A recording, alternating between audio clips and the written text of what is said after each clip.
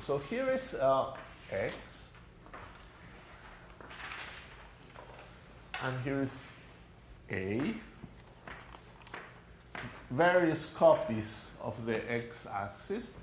For the ground state, what is the lowest energy state? It's not zero energy, because n begins with 1. So it's this. The lowest energy state is a sine, so the wave function looks like this. This corresponds to psi 1. Or n equals 1.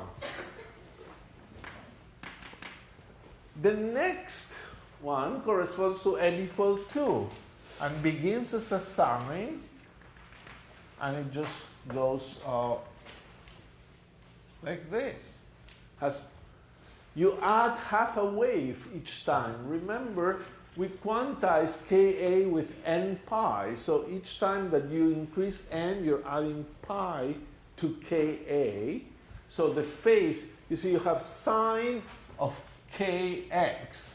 So you have sine that goes from 0 up to Ka. And Ka is equal to n pi. So here you go from 0 to pi, from 0 to 2 pi, then from 0 to 3 pi. So it will be 1 up, 1 down, up like that. And I could do one more. This one would be with 4 cycles, 2, 3, 4. So this is psi 1, psi 2, psi 3, and psi 4. Wave functions do more and more things. So what can we learn from these wave functions? There's several things that we need to understand. So one important thing is that the wave function, these are all normalizable wave functions. The ground state, this is the ground state, has no nodes. A node in a wave function is called a point where the wave function vanishes. But it's not the end points or the points at infinity, if you could have a range that goes up to infinity. It's an interior point that vanishes. And the ground state has no nodes. So a node is a 0 of the wave function, not at the end of the domain.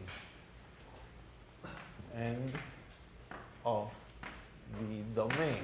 Because if we included that, I would have to say that the ground state has 2 nodes already, because 0 and 0. But the 0 at the end of the domain should not be counted as a node. Nodes are the zeros inside. And look, this has no nodes, and it's a general fact of bound states of potentials. The next excited state has 1 node. It's here. The next has 2 nodes. And then the next is 3 nodes. So the number of nodes of the wave function increases in a potential. You have more and more wave functions for the higher and higher excited states, and the number of nodes increases 1 by 1 on each solution. That's actually a theorem that is valid for general potentials that have bound states. Bound states are states that are normalizable. So they decay at infinity. You see, a state that is not normalizable, like a plane wave, is not a bound state.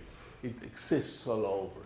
And it's a general theorem that these one-dimensional potentials, whenever you have bound states, the number of nodes increases with the energy of the eigenstate. We will see a lot of evidence for this as we move along the course, and a little bit of a proof, and not a very rigorous proof. The other thing I want to comment on this thing that is extremely important is the issue of symmetry. This potential, for simplicity, to write everything nicely, was written from 0 to a. So all the wave functions are sine of n pi x over a. But in some ways, it perhaps would have been better to put the 0 here. And you say, why? What difference does it make? Well, if you have a 0 at the middle of the interval, the potential and the domain of the wave function are symmetric with respect to x going to minus x.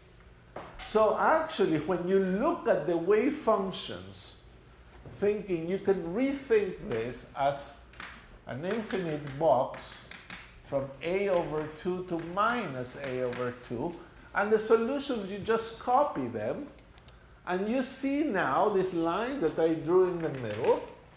The ground state is symmetric. The next state is anti-symmetric with respect to the midpoint. The next state is now symmetric. And the following one, anti-symmetric.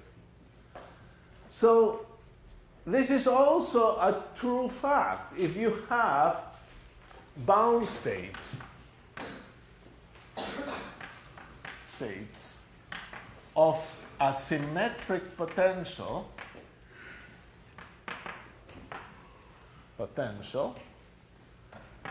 and we'll prove this one probably on Wednesday.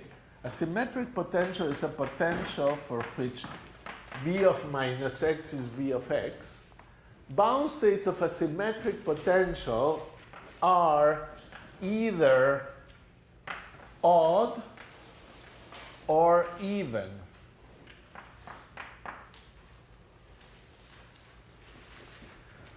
This is not a completely simple thing to prove. We will prove it, but you need, in fact, another result that it will be in homework. Not this week's homework, but next week's homework. In fact, homework that is due this week is due on Friday. So the bound states of a symmetric potential, a potential that satisfies this, are either odd or even, and that's exactly what you see here. That's not a coincidence. It's a true fact. The number of nodes increase. And the other fact that is very important of bound states of one-dimensional potentials, supremely important fact, no degeneracies. If you have a bound state of a potential that is either localized like this or goes to infinity, there are no degenerate energy eigenstates. Each energy eigenstate here, there was no degeneracy. Now that is violated by our particle in a circle. The particle in the circle did have degenerate energy eigenstates. But as you will see, when you have a particle in a circle, you cannot prove that theorem. This theorem is valid for particles in infinitely, not on a circle, for x's that go from minus infinity to infinity, or x's with vanishing conditions at some hard walls. In those cases, it's true. So look, you're seeing at this moment the beginning of very important general results.